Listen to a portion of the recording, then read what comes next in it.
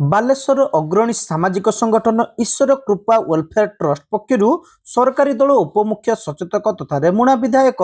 ଗୋବିନ୍ଦ ଚନ୍ଦ୍ର ଦାସଙ୍କ ସହଯୋଗରେ ମାନ୍ୟବର ମୁଖ୍ୟମନ୍ତ୍ରୀ ଶ୍ରୀ ମୋହନ ଚରଣ ମାଝୀଙ୍କୁ ବିଧାନସଭାରେ ସାକ୍ଷାତ କରି ତାଙ୍କୁ ପୁଷ୍ପଗୁଚ୍ଛ ଉତ୍ତରୀୟ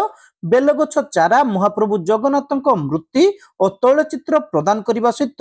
3 ଦଫା ସମ୍ବଳିତ ଏକ ଦାବିପତ୍ର ପ୍ରଦାନ କରାଯାଇଛି। ବର୍ତ୍ତମାନ ସମୟରେ ବିଭିନ୍ନ ଯାତ୍ରା ପାର୍ଟିରେ ଅଶ୍ଳୀଳତା ପ୍ରଦର୍ଶନ ହେଉଥିବାରୁ ସମାଜ ଉପରେ କୁପ୍ରଭାବ ପଡ଼ିବା ସହିତ ଓଡ଼ିଆ ଅସ୍ମିତା ବିପଦରେ ରହିଛି। ଏଥିସହିତ ସାମାଜିକ ଗଣମାଧ୍ୟମରେ ଦେଖାଦେଇଥିବା ନଗ୍ନତା ଓ ଅଶ୍ଳୀଳତାକୁ ବନ୍ଦ କରିବା ସହ ଏହା ଉପରେ ତୁରନ୍ତ ପଦକ୍ଷେପ ନେବା, ବହୁଳ ମାତ୍ରାରେ ବ୍ୟବହୃତ ହେଉଥିବା ପ୍ଲାଷ୍ଟିକ ବ୍ୟବହାର ଉପରେ କଟକଣା ଲଗାଇ ଏହାକୁ ବନ୍ଦ କରିବା, ବାଲେଶ୍ୱର ସଦର ଓ ରେମୁଣା ଏନ୍ଏସିର ଉଭୟ ପାର୍ଶ୍ୱରେ ଖୁଲମଖୁଲା ଭାବେ ମନ ଇଚ୍ଛା ଛେଳି ମେଣ୍ଢା କୁକୁଡ଼ା ପ୍ରଭୃତି କଟାଯାଉଥିବାରୁ ପଥଚାରୀ ତଥା ବିଶେଷ କରି କୋମଳମତୀ ଶିଶୁଙ୍କ ଉପରେ କୁପ୍ରଭାବ ପଡ଼ିବା ସହିତ ଦୁର୍ଗନ୍ଧମୟ ପରିବେଶ ସୃଷ୍ଟି ହେଉଥିବାରୁ ସରକାର ଏ ବାବଦରେ ତୁରନ୍ତ ପଦକ୍ଷେପ ଗ୍ରହଣ କରି ଏହି କୁଚକ୍ରୀ ବ୍ୟବସାୟୀମାନଙ୍କୁ ପିଲିଖାନାରେ କାଟିବା ପାଇଁ ନିର୍ଦ୍ଦେଶ ଦେବାକୁ ଦାବି ଉପସ୍ଥାପନ କରିଥିଲେ।